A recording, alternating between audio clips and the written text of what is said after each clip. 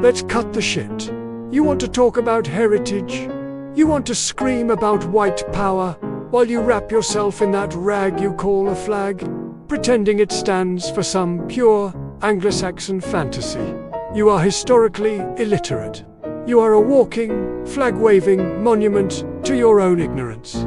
Because the white South you're jerking off to, it wasn't built by good OL boys. It was built, bankrolled, and run by the very people your smooth brain thinks are the enemy.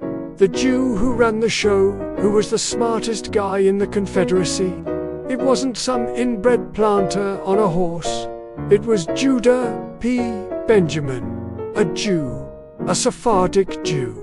He was the brain of the Confederacy, Attorney General, Secretary of War, Secretary of State, while your ancestors were dying in the mud for a cause that hated them. Benjamin was in an air-conditioned room, writing the legal code that kept them there. He was the architect. He looked at a human being and saw a bale of cotton. Same thing, an asset, property to be protected. And you're telling me Jews are outsiders to that? Use your fucking head. You want proof? Go pull out a Confederate $2 bill. Look at it. That's not Robert E. Lee. That's Judah P. Benjamin's face staring back at you. Your rebellion literally put a Jewish lawyer on its currency. Because that's what the South was, a corporation. And he was the CEO. The supply chain you can't see. When General Benjamin Butler rolled into New Orleans, he wasn't confused by the states' rights smokescreen. He saw the machine. He saw a hostile network of merchants, and he specifically called them out as mostly Jews, who were the most effective supporters of the rebellion. You'd think it was just about farmers? No. These guys were the logistics wing. They ran the blockade runners. They moved the credit. They took Southern cotton and turned it into London gold. Go look at the Mississippi Delta.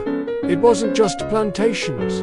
It was a network of Jewish-owned general stores that controlled 90% of the retail and financial traffic.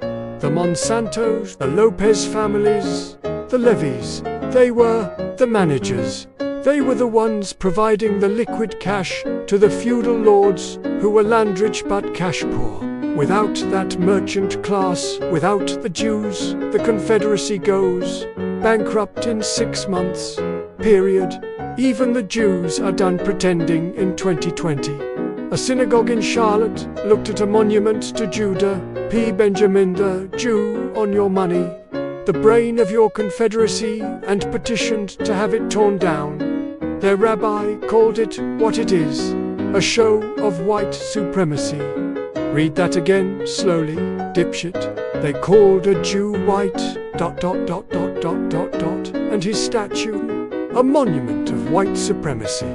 The Germans knew what you were. You know who saw this shit from the start. The German immigrants.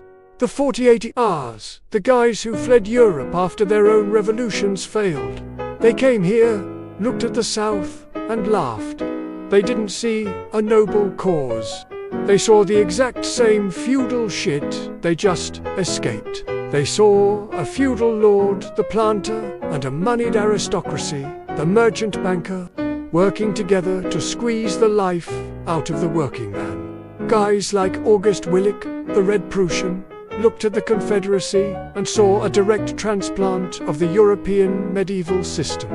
They recognized Judah P. Benjamin for what he was, the brains of a hostile class system.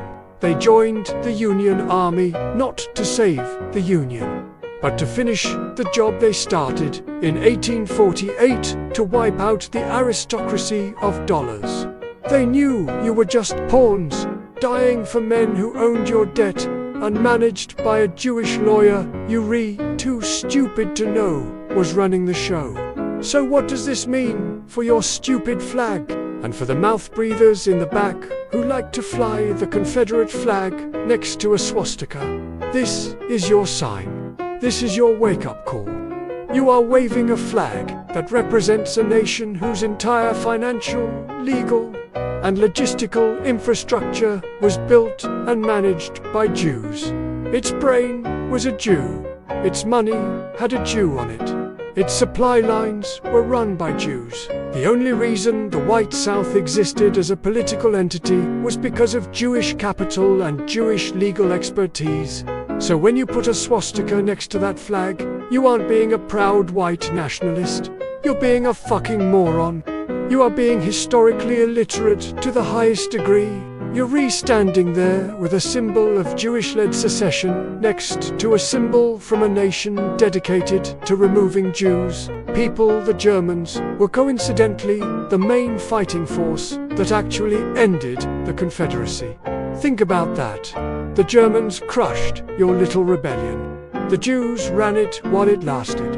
And you're standing in the middle, waving both flags, understanding neither. It's retarded. It's so profoundly, historically stupid that it loops back around to being a cosmic joke. You don't have heritage. You have a stolen legacy managed by people you claim to hate, destroyed by the people you claim to admire, and you're too dumb to even realize it.